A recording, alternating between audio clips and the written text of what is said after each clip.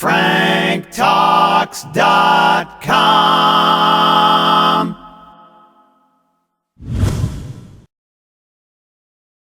Remember to sign up for the Coping with Loss newsletter and get weekly supporting messages to help you manage your bereavement, grief, and mourning.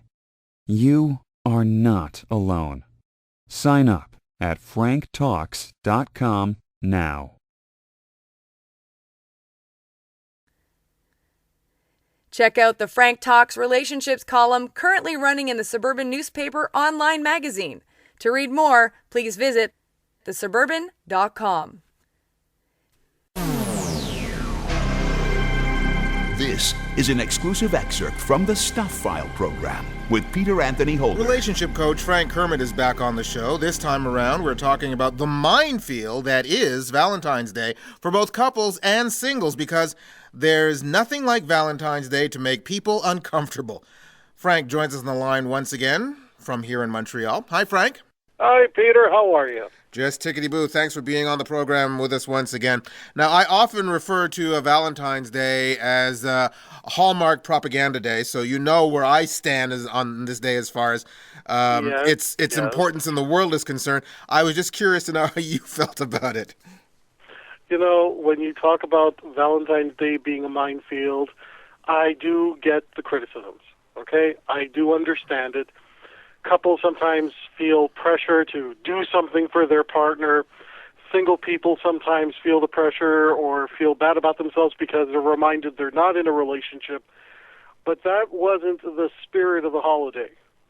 And whether it was created by a corporation to make money or it truly was related to various religions or groups that want to celebrate something, I just look at what it is right now. And right now, if you're in a couple, it is a reminder to celebrate what you have with your partner. That's all I see Valentine's Day as. It's a reminder that if you're in a relationship, to take a few minutes, take an evening to appreciate your partner. Now, how you do that is completely up to you. You have advertisements, you have people trying to sell you stuff to give to one another. Slow down. Just because somebody's trying to sell you something doesn't mean you have to buy into it. Okay, but hold on a second here. Let's, under the old headline of, the cobbler's children go without shoes often, you say that you see Valentine's Day as a reminder, just a reminder of how you love the one in your life. But does your wife see it that way? In my case, one-on-one, we don't really celebrate holidays per se. If I see a particular thing that I think my wife would like, I will buy it for her regardless of where we are in the calendar. And the same thing goes for her. We're very connected in that. When Valentine's Day does arrive, if we can't do something on the day for one another, we try to do it around that time, but we try to remember to do that every so often anyway.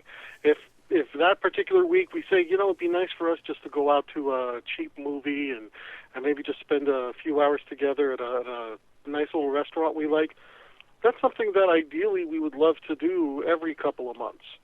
We may not always get the chance to. We're parents. We both have to work. We both have to study. We both have things that we're passionate about.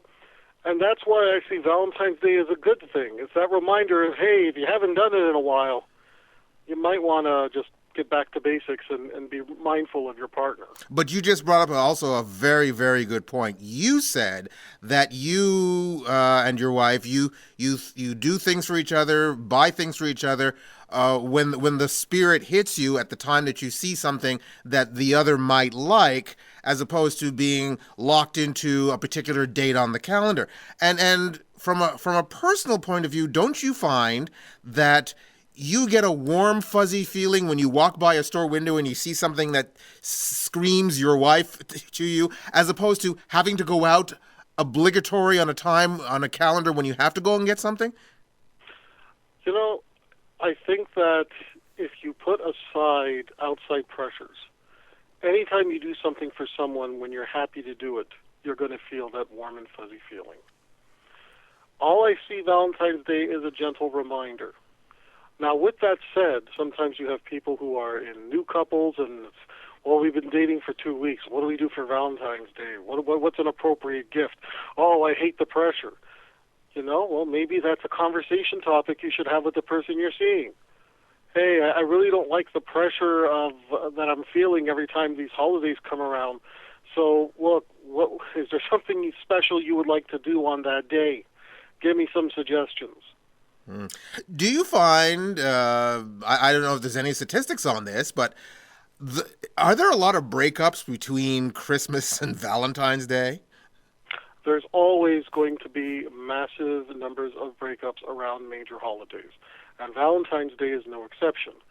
Any holiday, as much as it's a reminder, is also a reflection point. You get to that holiday, and it makes you reconsider, am I happy in this relationship? Is this where I want to be next Valentine's Day? Where was I last Valentine's Day? And am I happy with the person I'm with now? And for that reason, there are a lot of breakups that happen on Valentine's Day. There's also a lot of people who pop the question, propose marriage on Valentine's Day. It's simply a day of reflection, and it can become a very significant date in the lives of people if they choose to take certain actions. So yes, a lot of people do break up on Valentine's Day, but not because of the day, but because any major holiday is a point of reflection, and people tend to reassess where they're going with their lives, if they're happy where they are, and if the relationship you're in is satisfying all of your emotional needs, you tend not to worry about that part too much.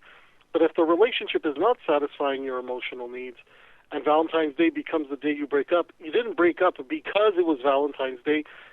You would have broke up because the relationship is not meeting your needs. Now, there is the old saying that opposites attract. So if that is indeed the case, what if you're in a relationship and one party is really hung up on Valentine's and the other is not? How do you handle that? Okay, now for the person who's not hung up on it, there's a distinction to be made. Is it that it's just not that big a deal to them either way, or do they have something against it? We look for the underlying value behind where they stand right now. For the person that is hung up on it, what's the underlying value there? Is the underlying value, all my friends are doing something, so I'm really hung up on this because I want something to show off to my friends, versus I'm really hung up on this because we've been together for so long and I'm hoping that this is going to be the significant date where the status of our relationship is going to change.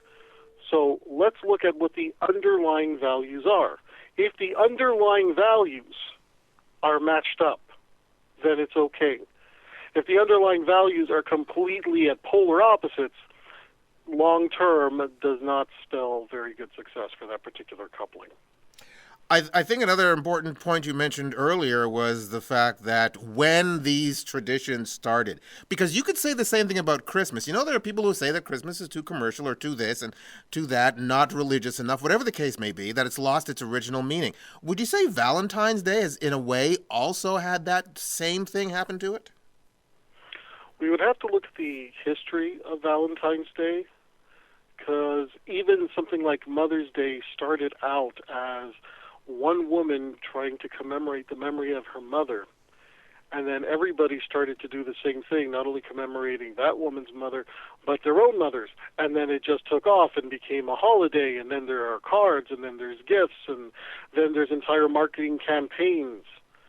The bottom line is, and this is where we as a society need to relax, and that is, it doesn't matter what anybody tells you that you have to celebrate.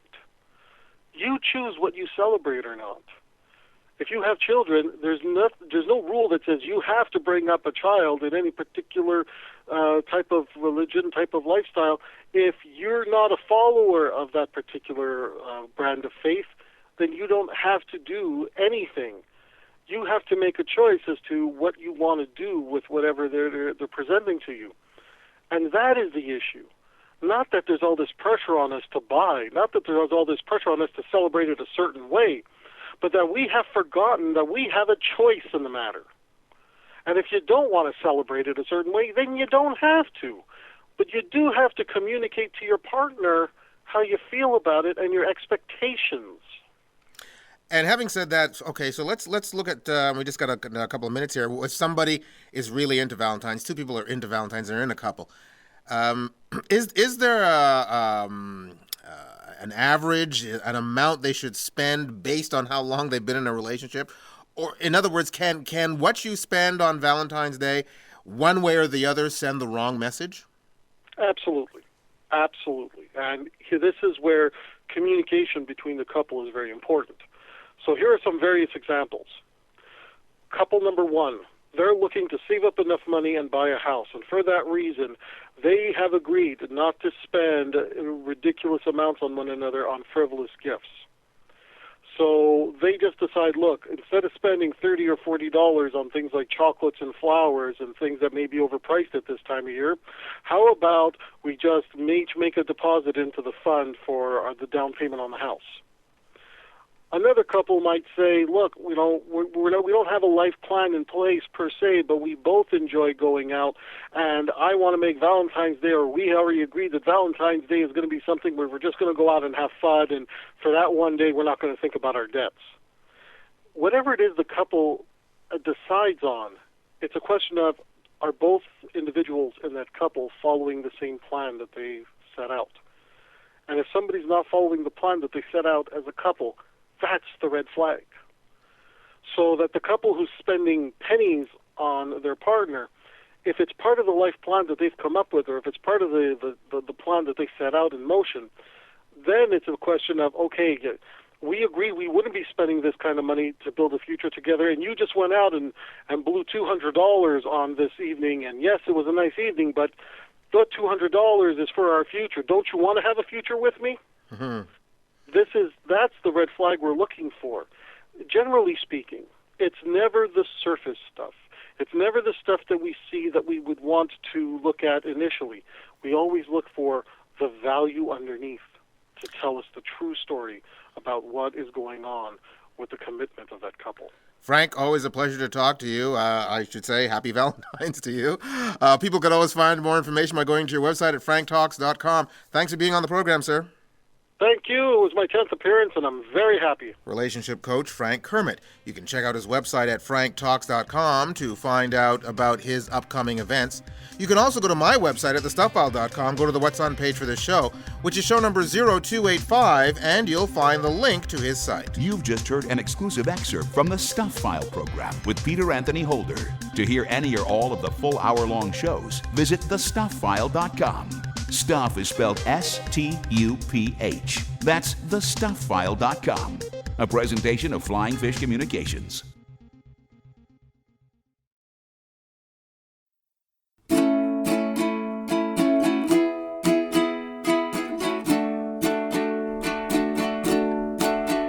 If you need help with your relationships, my buddy Frank, he's got some tips.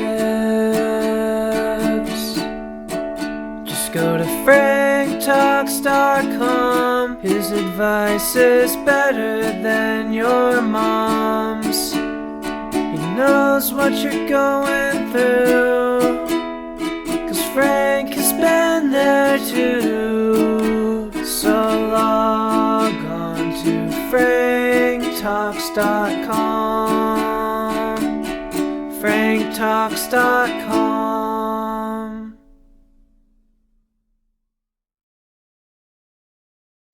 Need help with love, sex, dating and relationships? Visit franktalks.com. What do you do when you feel like a fool? When your heart has been broken again? Pick up the phone or get onto Skype and talk on a private session. Yeah, get a little help from Frank Talks. Whoa, whoa, get by with a little help from Frank Talks. You gotta try a little help from Frank Talks.